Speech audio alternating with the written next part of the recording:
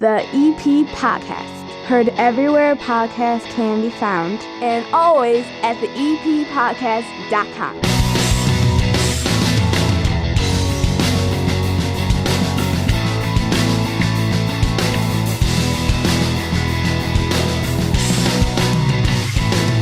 And belly it up to the 9-foot homemade oak bar. Pour yourself a cold one. This 30 minutes of good is the EP podcast for Evergreen Park and the surrounding area. My name is Chris Lanuti, and this show is brought to you proudly by the First National Bank of Evergreen Park.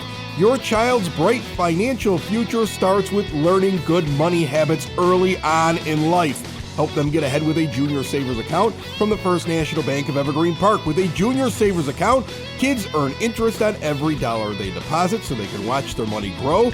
Show your kids how fun and rewarding saving can be and set them up for success. Learn more at bankevergreenpark.com/junior.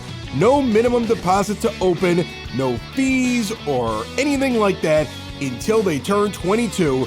Member FDIC, and the First National Bank of Evergreen Park has a couple of specials going on right now. 2.5% statement savings special right now, plus 11-month CDs at 3% APY, 26-month CDs at 3.25% APY. And my daughter Audrey is sitting down here at the 9-foot homemade oak bar helping her father out this week. Hello, sweetheart. Hi, Dad. And you have a account over at the First National Bank of Evergreen Park. I figured since you're here and we were talking junior savers, I wanted somebody to confirm that my children actually have these accounts. So you have the app, you keep your money in there. Are you losing money? Are you gaining money? Are you saving your money, or are you blowing all of your money these days? Well, it depends on what's going on. I mean, depending on what I go and I do. Gaining money over the summer because I had a job. Losing money now because I don't have a job. Gotta get another job. So yeah, that's kind of how a savings account works. That's your pitch. That's your pitch on the show right now. Audrey Lanuti, a junior at Mother McCauley High School, about to turn 17 years old, looking for a job. Is that what you're telling the people? Well, yes, looking for a job. More so, trying to get through marching band season to go get a job because I have a job lined up. Right. It's just, got to get through all that plus schoolwork. It's a mess right now. You got a lot going on. Yeah, a lot going on. And yet somehow you had enough money to go to Fright Fest this past weekend, which I thought was funny. Fright Fest. Because you have a season pass for Great America, and yet I find out that you and your brother each dropped $35 in addition because it was a blackout date, and you couldn't wait. $30. Whatever it was, you couldn't wait until it was a date that wasn't a blackout date to go. So you guys went and spent more money because you insisted on going on Saturday. We insisted on going on Saturday because on Saturday is when everything happens, which is why it is a blackout date. Because all the shows happen, all the haunted houses are going, everything happens with all the costumes and the amazing costumes and makeup that those actors do. Is it scary? It depends on what you get scared by. I personally get scared by jump scares, so I was terrified last night.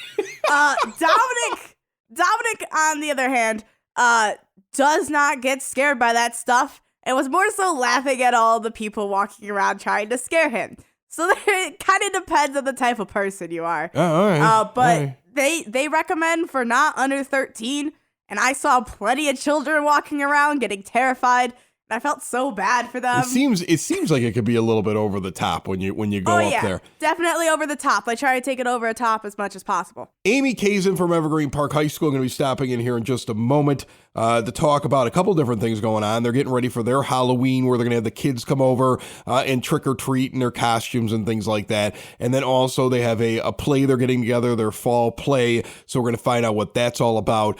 From what I understand this year, they have a pit over there for the play. So they're going to have music. You play pit over at Mother McCauley. Yes. And the pit or the symphonic orchestra, if we're going to be very technical about it. Really? Over at Mother McCauley. You're that hoity-toity? Like you can't call it a pit? You got to call it something? That's what it's technically called, is the symphonic orchestra. You've gone a long way from the little girl who was 12 years old that I had just say, this is the Broadcast Basement On Demand Radio Network. And then I had to alter your voice to make you sound older. And now here you are, and you're correcting your father on his show. Well, what can I say? I'm your daughter. You're talking trash. You're spending money. It's a junior savers account. You're supposed to actually save the money for the future. When you go off to college, I got nothing. There's other kids behind you I still got to pay for. I'm aware. You're out. I'm okay? aware. You're out. So you start saving your money inside of your... See, and that's what I was doing. Yeah, whatever.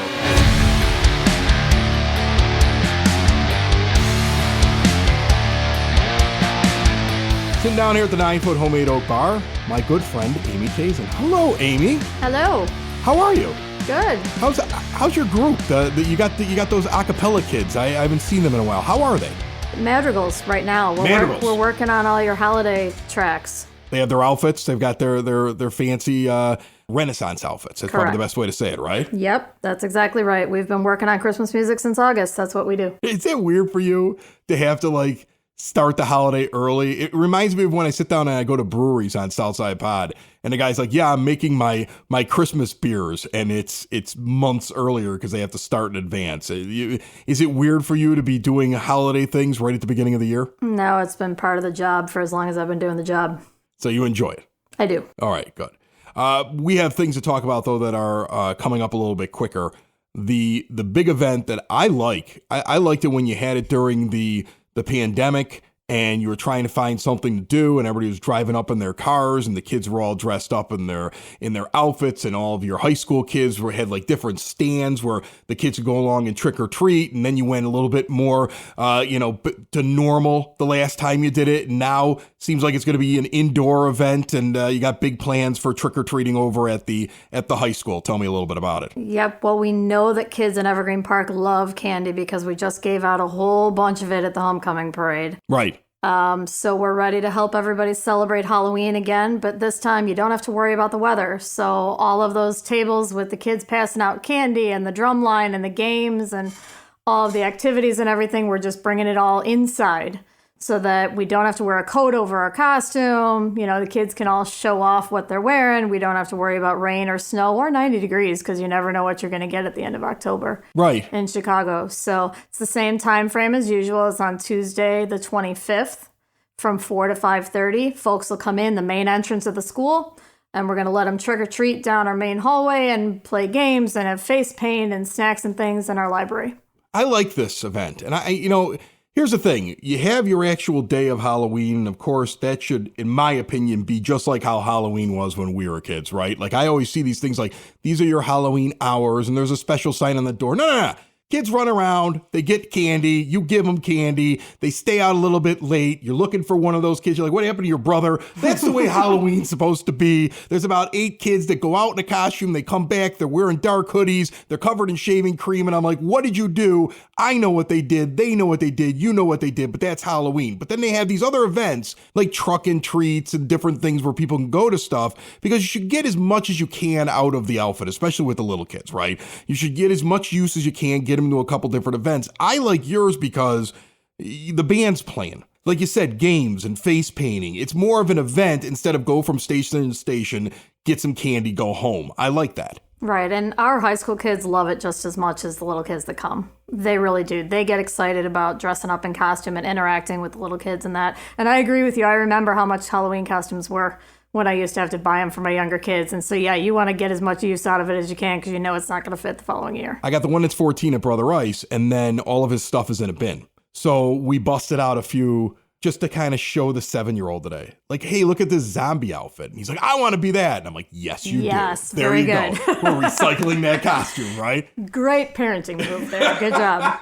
I'm like, look at this cool mask. Oh, I'm going to be a zombie. And he ran up the stairs, and I'm like, and I just saved myself some money. That's what you got to do. Perfect. That's what you got to do. Absolutely. All right. So Amy Kazin brought to you today by Hyatt Home Medical Equipment, located right here in Evergreen Park. Switch to a new age of life. If you have been injured or having a hard time getting around your own home, you want to stay in the home, or let's say mom or dad getting a little older, started thinking about assisted living, there's no reason for that. You can keep them inside the house. You can make the home into a smart home. You can have doors that open and close with the touch of a button on an app. You could set up the house so it's less of a fall risk area, retrofit the bathtub, set up lifts to get you from one floor to another, put a ramp outside of the home, specialized beds, specialized chairs. They also have great products for diabetes control and the latest in CPAP technology for sleep apnea. They're going to work with your insurance, and if you mention the EP podcast, Hyatt Home Medical Equipment will take additional money off. Hyatt Home Medical Equipment, not only online at hhme.com, but stop in and see them today, 3518 West 95th Street. So this is, again, you said it was on Tuesday the 25th from 4 to 5:30. And there's no admission to walk into this. No. So it's anybody from the neighborhood wants to come over to school. There's plenty of parking. Go through, get your kids some candy. It's indoors. It kind of gets them warmed up for the season. And they get an awful lot more than just candy from station to station. There's all kinds of stuff going on inside the school. Again, it's one of the great events that you guys do over there. And I know that the kids really enjoy doing it, because when I've gone over there with my little guy in the last couple of years to it, it feels like the high school kids are having even more fun than the little kids. They really do. They're looking forward to it. I never have trouble finding volunteers for this one. Ever. All right. And then you're running the theater over there. You always put on great productions. What do we have this year coming up? So the fall play is actually called Peter and the Starcatcher. Okay. It's a play with music, and it's the prequel to Peter Pan. Interesting. I've never heard of this. And so you'll see Captain Hook before he lost his hand.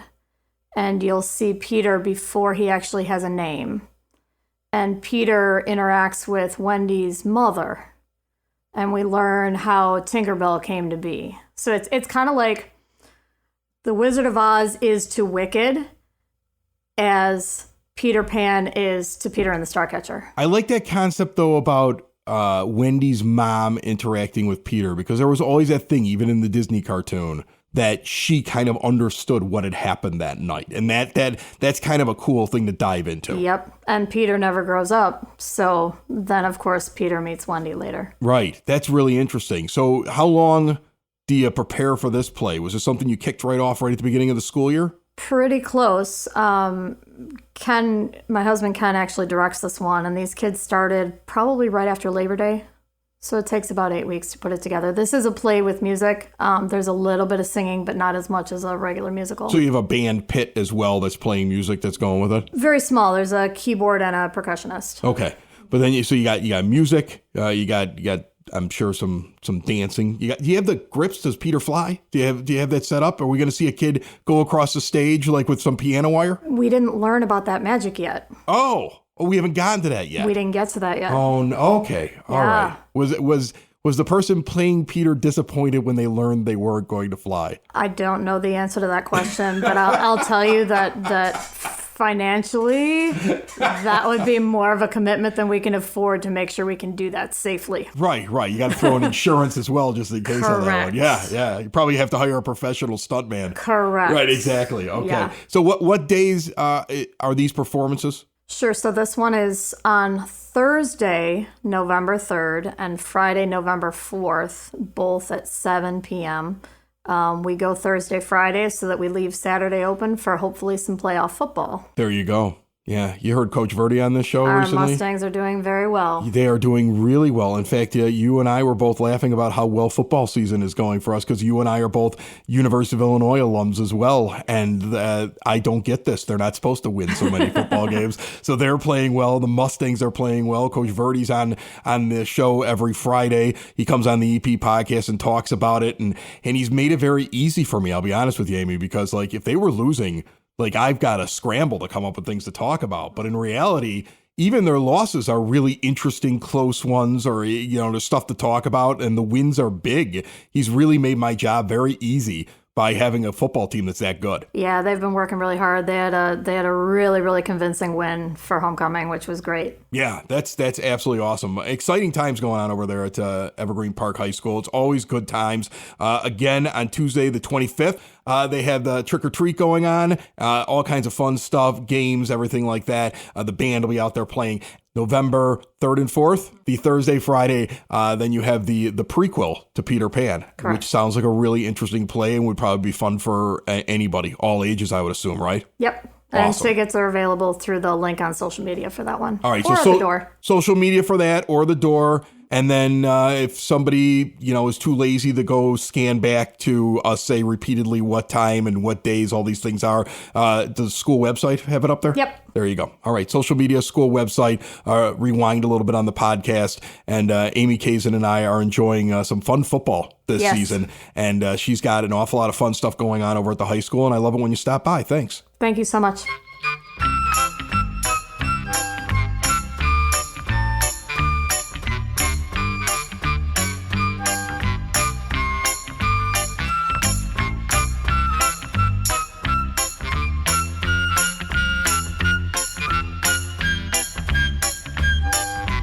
It is now time for your EP podcast Word on the Street, brought to you by Cool Clouds Vapor Shop.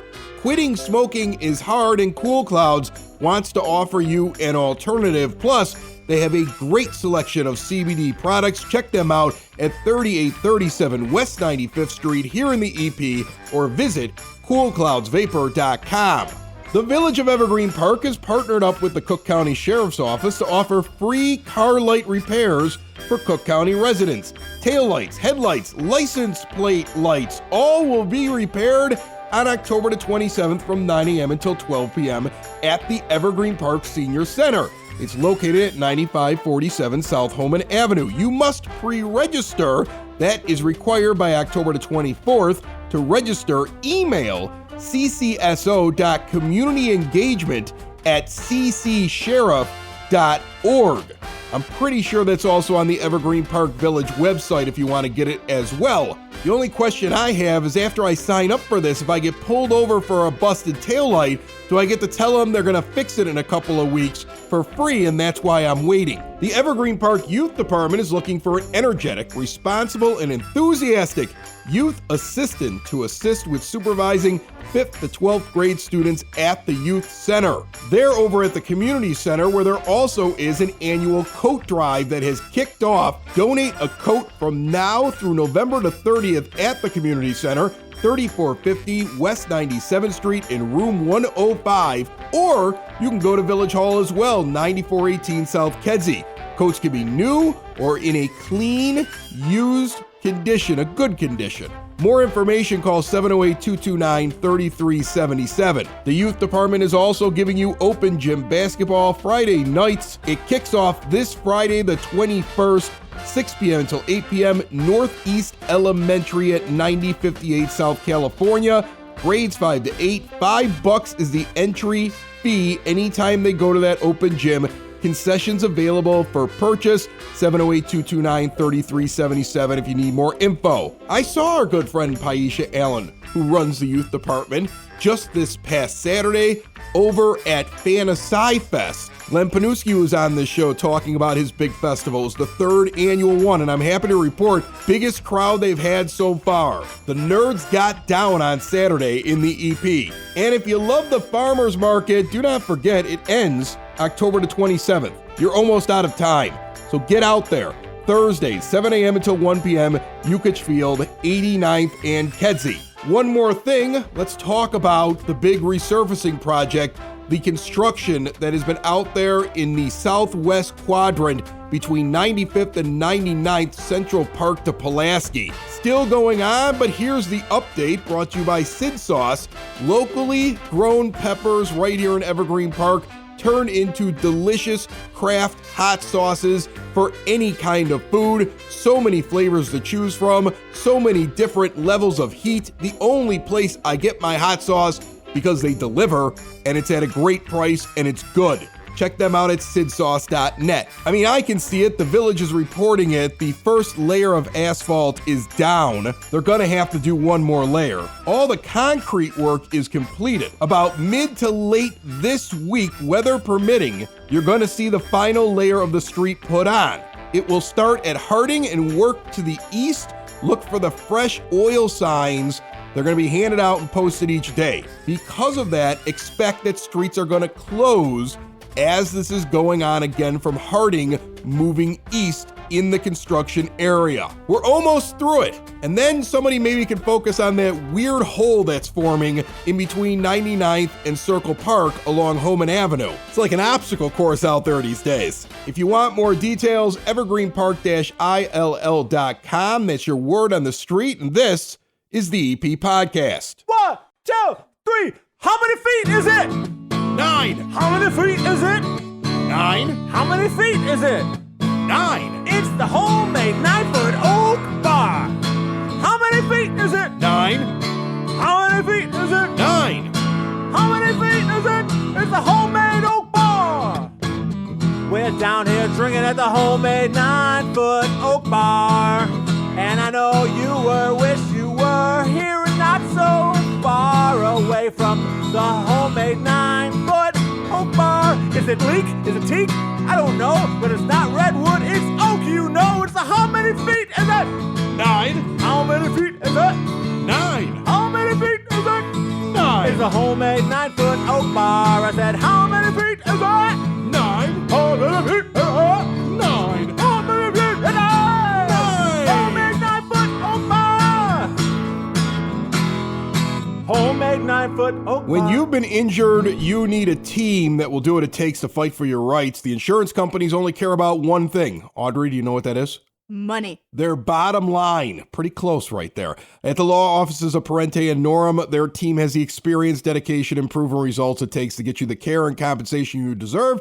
And the law offices of Parente and Norum have also recovered over $400 million for their injured clients and their loved ones. For a free case evaluation, EP Podcast listeners can call or text them right now, 312-641-5926, or visit pninjurylaw.com. They are actually the proud sponsors on another show on the network. They're doing the $1,000 guest bounty on Sox in the Basement, the second annual year that we are doing that. That is the White Sox podcast for fans, by fans, ranks up in the top 1% of all podcasts in the world. Massive amount of listenership. We talk about the team year round, and in the off season, we do a thing where if you know somebody famous and can get them on the show, boom, you have a chance of winning $1,000. The fans decide who gets the $1,000 at the end of the off season, not me. So everybody's got an equal chance of doing it. It doesn't need to be baseball related. It could be anyone. You don't know anybody famous, so you can't be a part of it. Plus, your father runs the network, so you also cannot be a part of it. Yeah, that seems a little illegal if I did that. It would be a little sus, as you could say. Little sus. Little just, sus. Just a tiny bit. All right, so I had you on the show really because I wanted to talk about what we did this past weekend. Friday night, Brother Rice had their homecoming, just like Evergreen Park had their game. Their homecoming was the week before. They had a game at home, and I remember telling Coach Verdi after we were done with our Friday night or our Friday episode, our Football Friday episode, that I really wanted to go to that game, except it just happened to be Brother Rice's homecoming, and for the first time ever, they were having an alumni marching band event.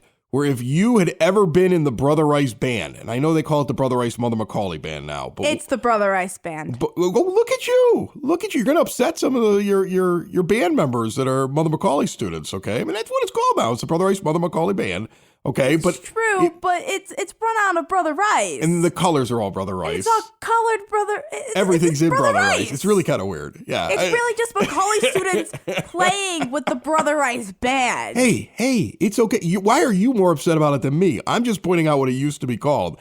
But for the first time that they ever did it, they had alums come back, and I remember the band director asking me, "Did you enjoy it? Are you happy? Are you surprised that people from your age group, there aren't that many that came back who graduated in the 90s? And my response was, if I couldn't stand next to my daughter and embarrass her tonight, I don't think I would have been out here in the pouring rain because it was raining and it was 40 degrees, but I wasn't passing that up. I went and got my Letterman jacket. This is a true story. Oh, Audrey, yes, he did. I went and I dug up my Brother Rice Letterman jacket with the leather sleeves like Al Bundy has in Married with Children, a show you've never seen before. And when he's reliving his high school days, it's got the class of 95 patch on it, the Brother Rice patch on it. It's got one of our state-of-the-art grand championships that the band won back in 1990. I have the 93 patch on there. I never put the 95 championship on there because I was graduating, but I got it like my last week at Rice, and it was like, Well, it's too late now. I'm not You going should to be have here put the anymore. patch on. I have the patch down here someplace in the basement. Why haven't you put I don't know. it I think on? I think it's over here in the bar someplace. It's like sitting someplace. really? Yeah, I don't need to put. I'm Yes. never going to wear the jacket again. So now it's I'd rather made have the for patch the up. jacket. No, but it's that. But who's going to wear the jacket? Me. I'm wearing the No. jacket. So anyway, I bust out this jacket, and I show up in my 1995 ragged Letterman jacket, which doesn't fit me as well as it used to because I'm fat now, and I can't close it all the way. That's the thing. I closed it at the bottom, and I could have brought it all the way tight, but then I would have looked like a fat guy in a little coat. Yeah, don't do that. So I just kind of like closed it at the bottom. I had a Brother Ice shirt on underneath. So that was, all, maroon and orange. There's some pictures of this up on social media. I retweeted it from my own personal account on the EP Podcast Twitter account. And I think you can find it on Instagram as well. I don't know if I put it on the Facebook. And you still play my saxophone. So I played saxophone. My parents got me one when I was in the 4th grade.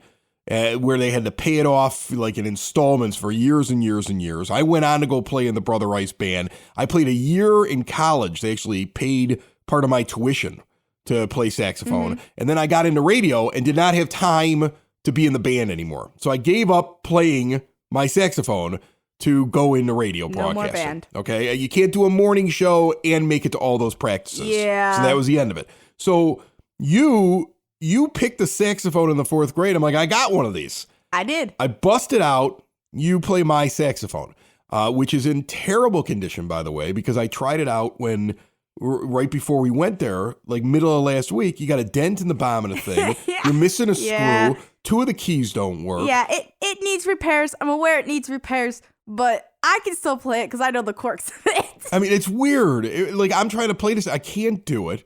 Okay. So you played the saxophone. It's yours now. It used to be mine. Yes. The band director himself gave me his personal saxophone just because he was like, well, it's Audrey's in the band. We're going to give this alum a saxophone. Now, I didn't use to say I have my own mouthpiece because that would have been weird. Like that would have been weird. Playing, Yeah. like putting my mouth where his mouth goes no, and handing it back and my spin, and it would yeah. have been gross, right? There's some people who do that. I had a band People director. do that? I had a band director when I was younger. I had Leo and PJ Henning. Leo would keep his own mouthpieces a lot of times. So if he was going to help you with something and he was in high school, he would just grab the thing and put it on the instrument. He did not like to use he was like, that's gross. Why would I do that? That's gross. PJ Henning would always chew mint gum. Then he would grab your instrument out of your hand to show you what you were doing wrong. And then he would hand it back to you, and it tasted like his mint gum for the rest of the it was gross. That's disgusting. In a post-COVID world, isn't that weird? In a post-COVID world, someone would end up like calling up the school and be like, "What's going on It's here?" gross. Like, it's gross. It's gross. But anyway, I got. They gave us some music. I showed up. I couldn't play every note very perfectly because I'm so out of practice. no, your amateur's gone. Right, and that's like a muscle in my upper lip that you build up over time. And I immediately went from somebody who hadn't played for decades to just trying to play like advanced music because Yeah. these kids are all high school students and it's difficult. But I hung in there in the rain, in the slop, in the cold. Oh my gosh, it was just drizzling at first, and then it got to halftime, and it was pouring while we were doing our routine. I felt like they would have never have had us stay out there through halftime. They would have pulled us. They if it wouldn't have weren't for made the us gone alums. on for halftime Right. if it wasn't for the alums. Yeah. Which, honestly, even though it was horrible being in the rain, and afterwards it was freezing cold, it was actually kind of fun to do in the rain, because we've never really done that before. Though, of course, that kind of ruins the instruments as well. Well, So- here's the funny thing, though. Like, right away, one of your friends was asking me, like, Mr. Lanuti, is this any different from when you were in the band? I'm like, when I was in the band 30 years ago, we had ponchos. Yeah. Like, why don't you have ponchos? That was the first thing I said. I was like, why don't you have ponchos? Why I don't don't you have know. rain hats? And the funny thing is that, like, I'm, like, now, like, being the wimp. Like, all the kids are standing in the rain, and I'm like, where's the poncho at? Like, why am I standing in the rain? I'm freezing out here. See, You guys you're don't the care. wimp. We're the ones who are doing our routine in the freezing cold in just, like, our uniforms and our hats afterwards. And then we're soaked at the end of it. So did I embarrass you when I'm out there with you and I'm standing next to you and I'm playing the instrument? Was it embarrassing to have your old man standing there amongst all of your peers, your friends, your your other saxophonist? Was it off-putting in any way? Yes and no. I mean, yes, because you're my dad, and obviously that's always going to be awkward. Why? Why is it awkward? Because you're my dad. I like hanging out with my dad. Yes, I like hanging out with you too. But I'm not embarrassed by my dad. But yes, you are. No, I'm not. I don't believe I was when that. I was a teenager. Yeah. Yeah, that makes sense. Okay, good, because the whole purpose of this was just to embarrass you. Oh, that was your plan. Well, I mean, it's not because I was going to go out there and instantly be a good saxophone player again, but I was like, how do we pass this up? How do I pass up doing that? Not to hang out with me, not to have fun, but to embarrass me. Hanging out with you was fun, but also watching the look of awkwardness, I got a kick out of. I got to be a look of I don't want to be here anymore. Dad was able to play a little bit, though. You were able to play a little bit. I was able to do it. Were Yes. you surprised I was able to do it? Yes, because, mind you, I spent the previous night watching my dad try to play. And I was bad at it then. And you were not good at it. But I pulled it together by the next night to the point where I was actually playing the fight song without even the music in front of me. It came back to me. Like all of a sudden, like, boom, I can play it. You just started playing random Just hit pieces me. that I don't even have. And I was like, what is going on here? I was adding parts. I was sprucing it up. I was making it more difficult, buddy. I was showing off is what I was doing. You were showing off. Yeah. All right. Next year we're doing this again. I want you to know this. We are? Yeah, I've already reached out to all my friends from back in the late 90s, and I'm bringing no. like 30 of us this time. We're all going to have our Letterman jackets and our championship patches. And then we're going to talk garbage about why you guys haven't won one in a while. But that's okay. You got a year to try to get one so that you can hang with my group. That's all I'm saying. Wow. Gauntlets thrown down. Another show is wrapped up. Another show's in the books. Another show is wrapped up. And then by the looks, it's gonna be a good one. And we'll see you next week. And the nude is basement. And the nude is basement. Another show is wrapped up. Another show is wrapped up. Another show is wrapped up. And it's in the books. Another show is wrapped up. Another show is wrapped up. And by the looks, it's gonna be a good one. Nudie's Basement. Broadcast Basement. The Nudie's Basement. The Broad Basement. Slancha. The EP Podcast. Heard everywhere podcasts can be found, and always at the eppodcast.com.